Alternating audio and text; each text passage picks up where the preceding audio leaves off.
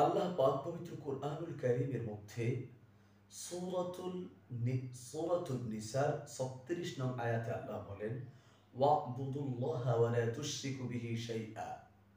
তোমরা আল্লাহর ইবাদত করো, আল্লাহর সাথে কাউকে শরীক করো না। এই আয়াতের মধ্যে আল্লাহ পাক আল্লাহর ইবাদত করার কথা বলেছেন। ইবাদত দুটি বিষয়ের সাথে সম্পৃক্ত। এক, হক্কুল্লাহ, অর্থাৎ শুধু আল্লাহর খালেস হক, নামাজ, রোজা, ভালো কাজ করা, এগুলো আল্লাহর হক। কেউ যদি আল্লাহর এই হকগুলো আদায় করে, আল্লাহর সাথে সম্পৃক্ত যত হক আদায় করে, আল্লাহ পাক তাকে জাযা ও খায়ের দান করেন। আল্লাহর হকগুলো যদি বান্দা যথার্থভাবে আদায় করতে না পারে, তাহলে তার একমাত্র পথ হচ্ছে তওবা করা। তওবা করলে আল্লাহ পাক এই গুনাহগুলো মাফ করে দিতে পারেন। তবে ২ নাম্বার যে হকটির কথা বলা হয়েছে সেটা হচ্ছে হক্কুল ইবাদ, যা বান্দার সাথে সম্পৃক্ত হক। এই হক যদি বান্দা যতক্ষণ পর্যন্ত যার সাথে এই অন্যায় করা হয়েছে, যাকে সে জুলুম করেছে, যার সাথে সে অন্যায় করেছে, যার সম্পদ সে বক্ষণ করেছে, যতক্ষণ পর্যন্ত তার কাছে ক্ষমা না চাবে, তার কাছে মাপ না চাবে, ততক্ষণ পর্যন্ত আল্লাহ পাক আল্লাহর হকটা মাফ করে দিবেন, কিন্তু বান্দার সাথে যে সম্পর্কিত হকটা রয়েছে সেই হক মাফ করবেন না। এই জন্যই আমাদের উচিত বান্দার হক কখনো নষ্ট না করা। আল্লাহ তাআলা বলেন, ওয়া'বুদুল্লাহা ওয়া লা তুশরিকু বিহি শাইআ ওয়া বিল ওয়ালিদাইনি ইহসানা। আল্লাহর হকের কথা আমরা আলোচনা করলাম। এর পরের কথার মধ্যে আল্লাহ তাআলা বললেন, তোমরা পিতামাতার সাথে সদ্ব্যবহার করো, পিতামাতার হক আদায় করো। আমরা যদি পিতামাতার যতগুলো আমাদের উপর হক রয়েছে আমরা যদি তা আদায় না করি, তাহলে বোঝা যাবে যে আমরা হক্কুল ইবাদের ক্ষতি করেছি।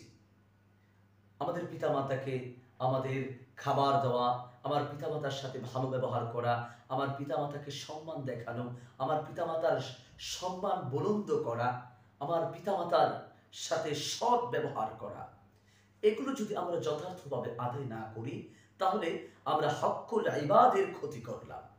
এই জন্য আমাদের পিতামাতার চাইতে, আমাদের পিতামাতার কাছেও আমাদের ক্ষমা চাইতে হবে। এরপরের শব্দে আল্লাহ তাআলা বলেন, ওয়াবিদিল কুরবা ওয়াল ইয়াতামা ওয়াল মাসাকিন। তোমরা নিকট আত্মীয় স্বজনের হক আদায় করো, তোমরা তোমাদের রক্তের সম্পর্কিত হক আদায় করো, তোমাদের সমস্ত আত্মীয় স্বজনদের হক তারা যেভাবে পাও না সেভাবে আদায় করে দাও।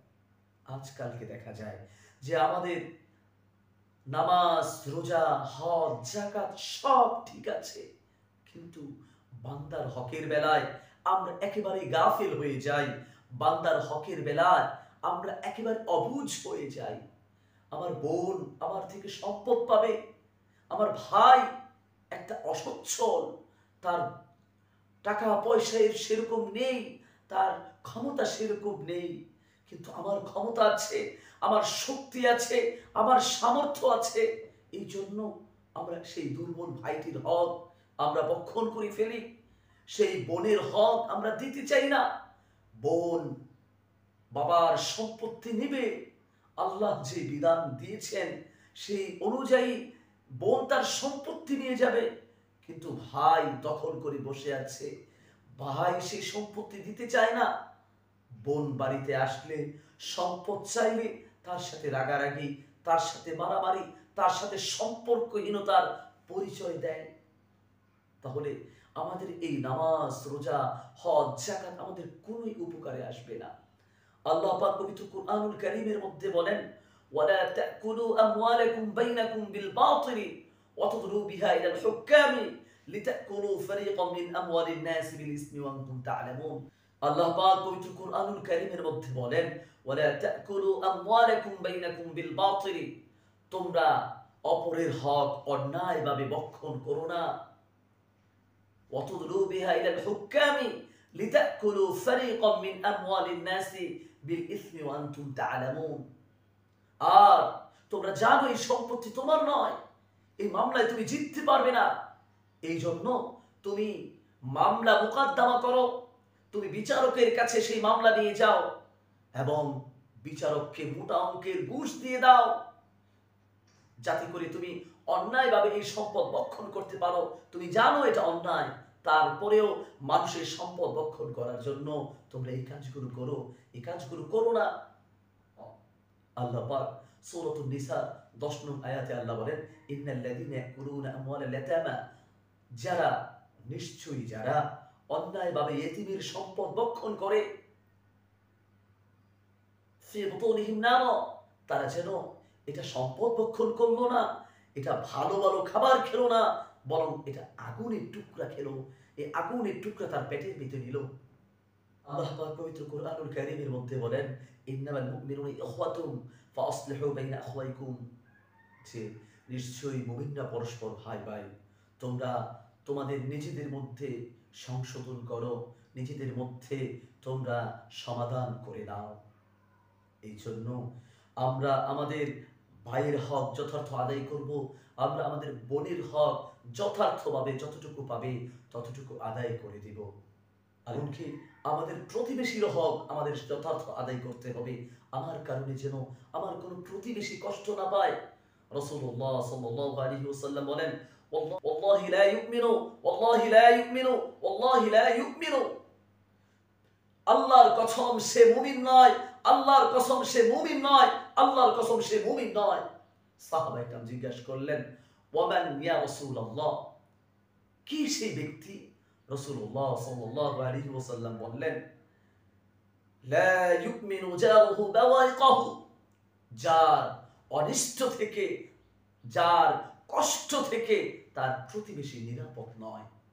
এই জন্য আমরা আমাদের যত প্রতিবেশী আছে, আমাদের কাছের দূরের যত প্রতিবেশী আছে, তাদেরকে আমরা কখনো কষ্ট দেব না। আমার জন্য যেন আর এক প্রতিবেশীর কখনো কষ্ট না হয়। আমি আমার বাড়িতে জোরে জোরে সাউন্ড দিয়ে গান বাজালাম, যার কারণে আমার অপর প্রতিবেশীর কষ্ট হচ্ছে।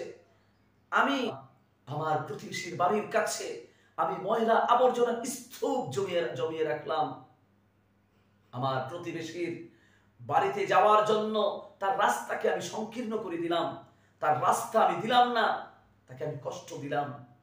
এগুলো হচ্ছে প্রতিবেশীর হক। রাসূলুল্লাহ সাল্লাল্লাহু আলাইহি ওয়াসাল্লাম বলেন, আইসাল মুমিনুল্লাযী ইয়াশবাউ, সে ব্যক্তি প্রকৃত মুমিন নয় যে ব্যক্তি নিজের পেটকে খাবার দিয়ে পরিপূর্ণ করে, ওয়াজারহু জাইউন, আর তার প্রতিবেশী ক্ষুধার্ত থাকে।